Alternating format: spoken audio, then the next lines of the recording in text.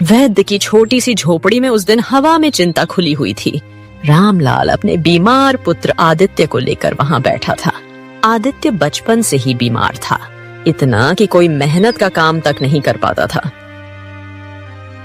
देखो भाई रामलाल, मैं तुमसे कई बार कह चुका हूं कि तुम अपने पुत्र के इलाज में बेवजह धन खर्च कर रहे हो।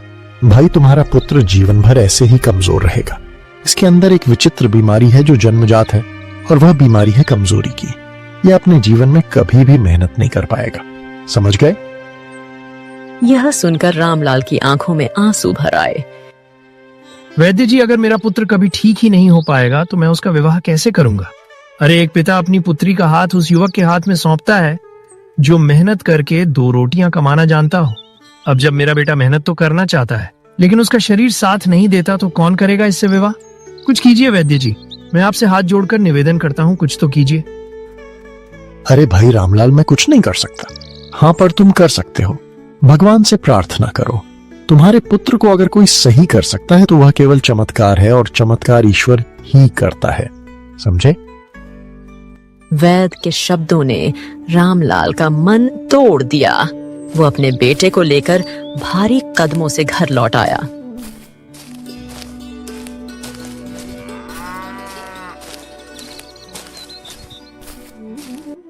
घर पहुंचकर आदित्य की आंखों में आंसू थे।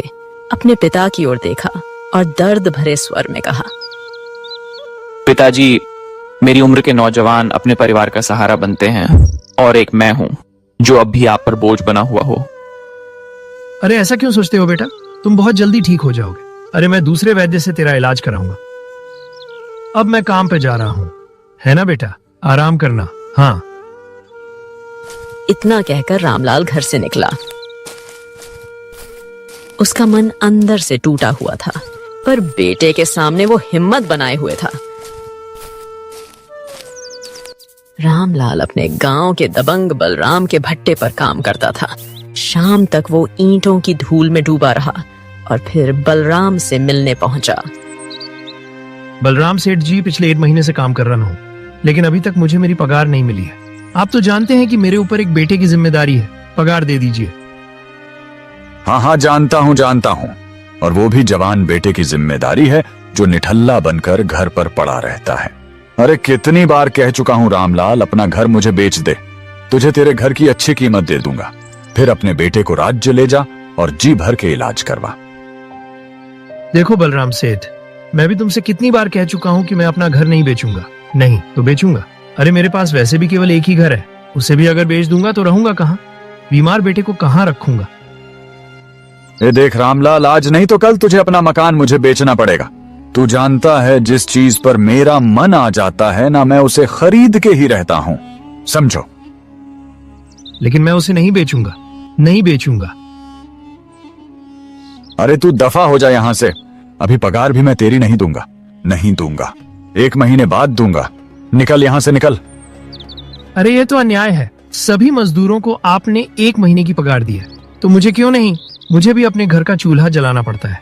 हवा में कुछ नहीं होता है। बलराम की आंखों में नफरत उतर आई। उसने रामलाल को धक्का दिया और बुरी तरह पीटा। अरे, तेरी तो दबा हो जा यहां से। अभी पगार नहीं दूंगा। अगर तेरी मर्जी है तो काम कर, नहीं तो किसी और भट्टे पर चला जा। समझा? बात करता है। रामलाल रोता हुआ वहां से चला गया। उसके शरीर से खून बह रहा था, पर उसकी आंखों में सिर्फ बेटे की चिंता थी। घर पहुंचते ही रामलाल गिर पड़ा। उसके शरीर से खून बह रहा था। रामलाल ने पूरी घटना बताई। आदित्य के दिल में गुस्सा और शर्म दोनों उमड़ पड़े। पिताजी, धिक्कार है मुझ पर। इस उम्र में भी मैं कुछ नहीं कर सका और आप पर बोझ बना हुआ हूँ। अगर आज मैं बीमार ना होता तो बलराम की हिम्मत ना होती कि आप पर हाथ उठाता वो। अरे, चिंता मत कर बेटा, भाग्य सबका बदलता है। मुझे विश्वास है कि हमारा भी बदलेगा। आदित्य ने रोते हुए पिता के घावों पर मरहम लगाया और सारी रात नहीं सोया।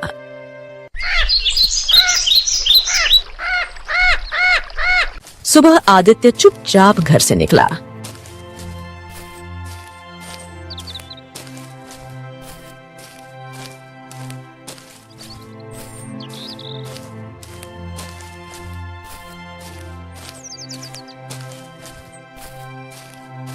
वो जंगल के कोने में पहुंचा और एक पुराने वृक्ष के नीचे बैठकर फूट फूट कर रोने लगा। उसकी आंखों से बहते आंसू जमीन में गिरकर जैसे दर्द की कहानी लिख रहे हो। अरे रोते हुए पुरुष अच्छे नहीं लगते। कौन हो तुम और क्यों रो रहा है? आदित्य ने कांपते हुए सामने देखा। वहां एक साधु खड़ा था। वो उसे घूर रहा था, जैसे उसकी आत्मा को पढ़ लेना चाहता हो। आदित्य साधु को ध्यान से देखने लगा। उसके मन में अब भी कई सवाल थे। साधु की आंखों में रहस्य था। अब आपको अपने जीवन के बारे में क्या बताऊं साधु महाराज? बता दो पुत्र, बता दो। बताने से मन का बोझ हल्का हो जाता है। बताओ।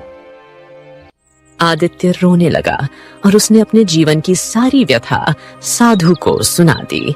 बीमारी, गरीबी, पिता का अपमान और उसका अपना बेबसी भरा जीवन। साधु ध्यान से सुनता रहा। हाँ समझा। देखो बेटा, हिम्मत मत हारो। मैं तुझे एक ऐसा रहस्य बताता हूं जिससे तू न केवल स्वस्थ रहेगा बल्कि बहुत शक्तिशाली बन जाएगा और तेरे भाग्य के सितारे भी बदल सकते हैं। कुछ बड़ी बात नहीं है कि तू इस राज्य का राजा बन जाए। यह सुनकर आदित्य चौंक गया। अरे ये क्या मजाक कर रहे हैं साधु महाराज? ऐसे सपने दिखा रहे हैं आप जो कभी सच नहीं होंगे। शांत हो जाओ, रोना बंद करो। मैं मजाक नहीं कर रहा हूं बच्चे। अब मेरी बात ध्यान से सुनो। तुझे घने जंगल में जाना होगा। घने जंगल में जाना होगा? वहां क्या करना होगा? घने जंगल में जाकर तुझे एक नदी तलाशनी होगी। नदी के ठीक सामने दो रास्ते हैं, एक दाहिने और दूसरा बाएं। याद रखना, तुझे बाईं तरफ नहीं अपनी दाहिनी तरफ जाना है। साधु महाराज, इस जंगल के हिस्से के बारे में तो मैं बचपन से सुनता आ रहा हूं कि वहां कोई नहीं जाता। लोग कहते हैं कि उस रास्ते पर बड़ी विचित्र घटनाएं होती हैं। हाँ, उस दाहिने ओर के जंगल में तुझे एक मैना पक्षी मिलेगी। वो उस जंगल की रक्षक है। वो तुझसे एक सवाल पूछेगी। अगर तूने सही उत्तर दिया तो वह तुझे आगे का रास्ता दिखाएगी, परंतु अगर तूने उत्तर गलत दिया तो तू फिर कभी उस जंगल से बाहर नहीं निकल पाएगा। हमेशा उस भूल भुलैया में भटकता रहेगा। आदित्य की सांसें रुक सी गई, पर साधु की आंखों में एक अजीब विश्वास था। मुझे यकीन है कि तू उसके प्रश्नों का उत्तर आसानी से दे देगा। उसके बाद तुझे नीला हिरण तलाशना होगा। वो नीला हिरण उस वृक्ष का पता जानता है जिस पर हर 200 साल के बाद एक जादुई फल उगता है। कल पूर्णिमा की रात है और उसी रात वो फल फिर से उगने वाला है। अगर तूने वो फल खा लिया तो तू स्वस्थ, शक्तिशाली और भाग्यशाली बन जाएगा। बच्चे, किसी भी कीमत पर उस नीले हिरण को तलाशना। इतना कहकर साधु वहां से चला गया। आदित्य कुछ देर तक जड़ खड़ा रहा, फिर गहरी सोच में डूबकर चुपचाप अपने घर लौट आया।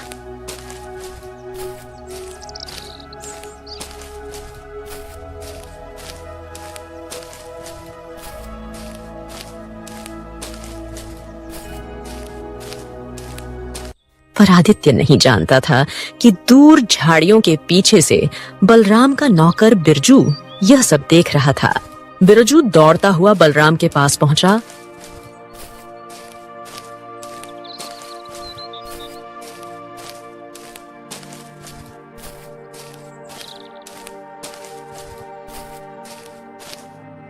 और सारी घटना बता दी। क्या बात कर रहा है तू? क्या सच में साधु ऐसा कह रहा था? अगर ऐसा है तो इसका मतलब उस बात में सच्चाई जरूर होगी। मेरा ईंट भट्ठे का काम तो जोरों पर चल रहा है, इसीलिए मैं खुद आदित्य का पीछा नहीं कर सकता, पर तू करेगा उसका पीछा बिरजू।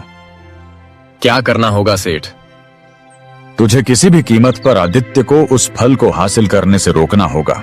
अगर उसने वह फल खा लिया तो फिर तो वह शक्तिशाली हो जाएगा और मेरा सपना, उसका घर जो कौड़ियों के दाम छीनने का सपना है, वो अधूरा रह जाएगा। समझा? ठीक है बलराम सेठ, मैं आदित्य पर नजर रखूंगा। जैसे ही वह जंगल में जाएगा मैं उसके पीछे लग जाऊंगा।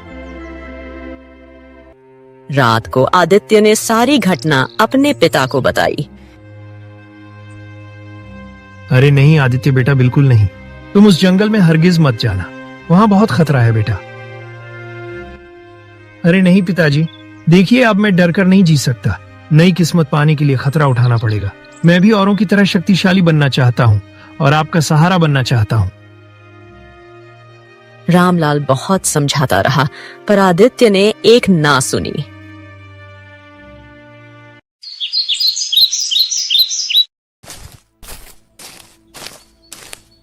अगली सुबह सूरज उगते ही वो जंगल की गहराइयों में चला गया, पर आदित्य नहीं जानता था कि उसके हर कदम के पीछे कोई और भी था। बिरजू जो छुपकर उसका अकतौते का पीछा कर रहा था। आदित्य घने जंगल में आगे बढ़ा तो उसे एकता नदी नजर आई। नदी के ठीक सामने 2 रास्ते जा रहे थे। साधु ने जो बताया था, आदित्य उसी दाहिनी तरफ वाले रास्ते की ओर चला गया। जंगल का वातावरण धीरे धीरे डरावना होता गया। आसपास की आवाजें अनचाही पुकारें देती लग रही थीं और पेड़ों के बीच कुछ अजीब साया घूम रहा था। आदित्य डर के बावजूद आगे बढ़ता रहा।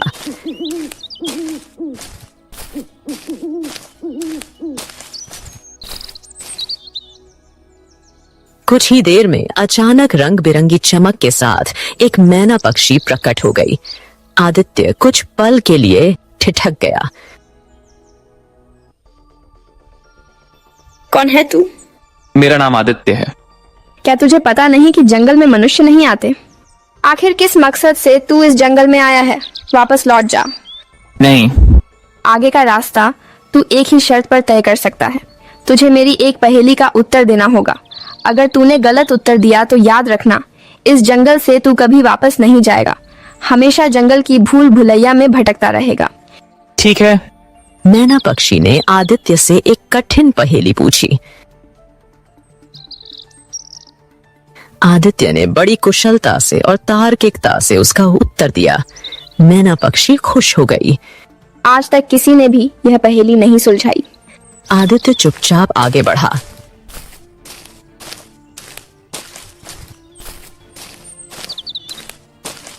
थोड़ी देर बाद बिरजू छुपकर वहां से गुजरा। मैना पक्षी फिर प्रकट हुई और बोली, कौन है तू? मैं बिरजू हूँ। अभी अभी जिसने तुम्हारी पहेली का उत्तर दिया ना, वो मेरा मित्र है। मैं उसके पीछे पीछे चल रहा था, थोड़ा पीछे छूट गया। ठीक है, इसका मतलब तू उसका दोस्त है। जा, तू भी जंगल जा सकता है। मैना पक्षी वहां से गायब हो गई। बिरजू अंदर बढ़ गया। आदित्य पैदल चलते चलते थक गया। उसकी हालत सूखी पड़ रही थी। उसने सोचा कि एक वृक्ष के नीचे बैठकर आराम कर लेता हूं, बसाऊं। वो वृक्ष के नीचे बैठा ही था कि ठंडी हवा चली और नींद सी आने लगी। मूर्ख इस जंगल में अगर सोएगा तो फिर कभी नहीं जागेगा। आदित्य कांप कर उठ खड़ा हुआ और देखा उसके सामने एक नील हिरण खड़ा था। नीले रंग की चमक से झिलमिलाता हुआ आदित्य की खुशी छलक उठी। वो तो तुम वही हिरण हो जिसकी मुझे तलाश थी। हाँ, मैं ही तुम्हारी तलाश में आया था। तू जंगल में आया था मुझे ढूंढने, पर किस लिए? उस पेड़ के लिए। उस पेड़ पर एक जादुई फल उगता है जो हर 200 साल में आता है प्रवाहे। मैं वो फल खाना चाहता हूँ। मूर्ख, उस फल को खाना इतना आसान काम नहीं है। वो पेड़ भी एक परीक्षा लेता है। यदि तेरे मन में किसी भी तरह की पवित्रता नहीं मिली तो तेरी कोशिश बेकार हो जाएगी। मैं उस फल की रक्षा करता हूँ। मैं कैसे मानूं कि तेरा मन पवित्र है? दूर से बिरजू यह सब देख रहा था। बिरजू ने धनुष निकाला और तीर छोड़ दिया। तीर सीधा नीले हिरण के शरीर में घुस गया। हिरण घबरा कर गिर पड़ा। आदित्य चौंक गया और चिल्लाया, हे भगवान, हे भगवान, इस बेचारे नीले हिरण को किसने तीर मारा? कौन है? किसने किया ये सब? कौन है?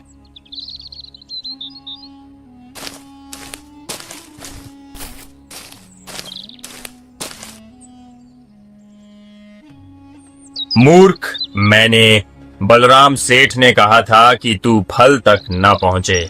अगर तू फल लेकर शक्तिशाली बन गया तो मेरा सेठ तुम्हारा घर छीनने का सपना पूरा नहीं कर पाएगा। अब मैं जा रहा हूँ। अरे किसने कहा कि तू जा रहा है? मैं घायल हूँ तो क्या हुआ? मेरे अंदर अभी भी इतनी शक्ति है कि मैं अभी भी जवाब दे सकता हूँ। हिरण की रोती हुई आंखों से एक रंग बिरंगी किरण निकली। वो किरण सीधे बिरजू की तरफ गई। बिरजू के शरीर में अचानक आग लग गई। वो चीखा और कुछ ही पल में जलकर राख हो गया। बिरजू के जलकर राख होते ही नील हिरण ने धीरे धीरे अपनी आंखें बंद कर ली। आदित्य पास जाकर उठा और हिम्मत से बोला, अरे उठो उठो उठो उठो उठो, अपनी आंखें बंद मत करो, हिम्मत मत हारो, मैं तुम्हें कुछ नहीं होने दूंगा, उठो उठो उठो। आदित्य इधर उधर देखने लगा। अभी दूर एक तालाब दिखा। वो तालाब के किनारे गया, कलश में पानी भरा और वापस आया। उसने हिरण के शरीर से तीर निकाला, उसके जख्मों पर पानी डाला और झाड़ियों से जड़ी बूटियां तोड़कर जख्मों पर बांधी। कुछ देर बाद नील हिरण होश में आ गया। वो आदित्य की ओर देखने लगा और बोला, हाँ, अगर तुम ना होते तो मैं कभी बच नहीं पाता। तुमने मेरी सहायता की, पर फिर भी तुम्हें उस वृक्ष का पता मैं नहीं बताऊंगा। देखो, मैंने तुम्हारी मदद अपने लिए नहीं की है। मुझे वह जादुई फल चाहिए था, पर मैंने मानवता के लिए तुम्हारी मदद की है। अगर तुम नहीं बताना चाहते कोई बात नहीं, शायद मेरी किस्मत में यह एरिया कमजोरी ही लिखी है। आदित्य वहां से चलने ही वाला था कि नील हिरण ने कहा, रुको, मैंने तुम्हारी परीक्षा ली थी, यह देखने के लिए कि क्या तुमने मेरी मदद स्वार्थ में की है या निस्वार्थ में। आओ, मैं तुम्हें उस वृक्ष के पास ले चलता हूँ जहाँ हर 200 साल के बाद वो जादुई फल उगता है।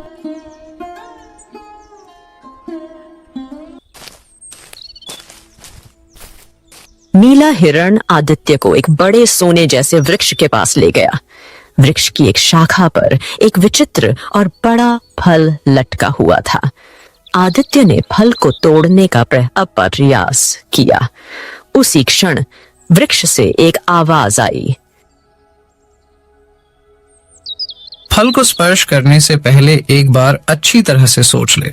यह फल तेरी परीक्षा है। अगर तेरे मन में जरा सा भी द्वेष या कपट होगा तो यह फल तुझे जलाकर राख कर देगा। आदित्य कुछ देर सोच में डूबा। फिर उसने फल को तोड़ा और एक टुकड़ा खाया। तेरा मन स्वच्छ है, अब तू इस फल को खा सकता है। अगर तेरे मन में जरा सा भी कपट होता तो पहला टुकड़ा खाने के बाद तू जलकर राख हो गया होता। आदित्य ने जैसे ही वृक्ष को हिलाया, तभी वृक्ष जड़ से उखड़ गया। हाँ, मेरी बीमारी मुझसे दूर हो गई और केवल तुम्हारी वजह से। बहुत बहुत धन्यवाद।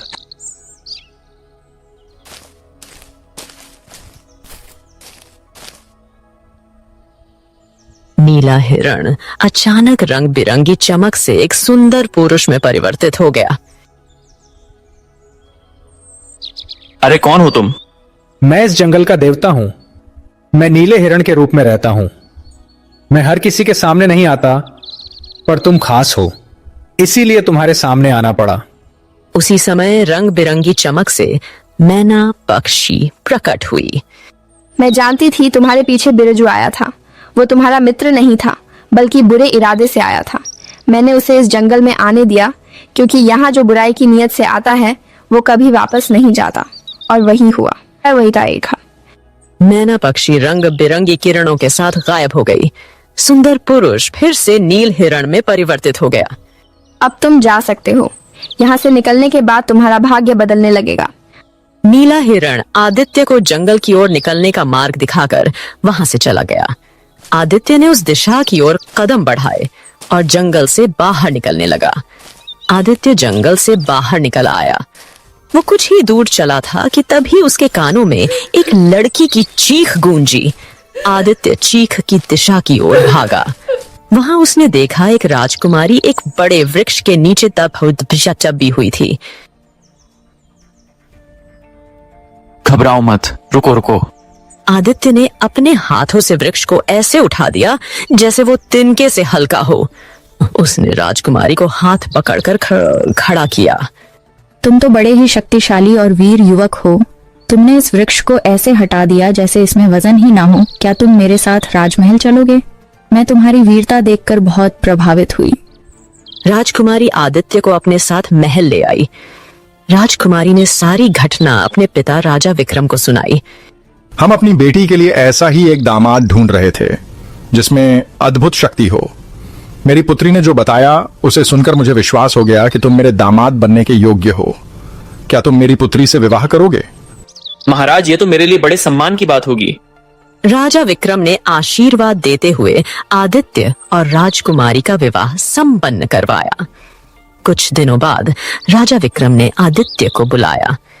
आदित्य, अब मैं वृद्ध हो गया हूँ। राज्य का कार्यभार अब तुम्हारे योग्य हाथों में सौंपना चाहता हूँ। आज से तुम इस राज्य के लैश करिए आदित्य राजा हो। राजा विक्रम ने आदित्य को अगला राजा घोषित किया और आदित्य ने प्रजा का दिलाना दिल जीत लिया। कुछ दिनों बाद आदित्य अपनी पत्नी और सैनिकों के साथ अपने गांव लौटा। गांव का दृश्य देखकर उसके बचपन की यादें ताजा हो गईं। अरे अरे मेरे बेटे, अरे मुझे लगा था कि अब तुम कभी वापस नहीं आओगे, पर आज तुम लौट आए, वो भी राजा बनकर। बहुत अच्छे बेटे, बहुत अच्छे। आंसुओं में बरसों का इंतजार पिघल गया। पिताजी, आशीर्वाद दीजिए। अब आप गांव में नहीं रहेंगे। पिताजी, अब आपका स्थान महल में है। मैं चाहता हूं कि आप वहीं रहे जहां आपका सम्मान हो। तभी आदित्य ने सैनिकों से कहा, जाओ, बलराम नाम के उस दबंग को पकड़कर ले आओ, जाओ। कुछ ही देर में सैनिक बलराम को घसीटते हुए लाए।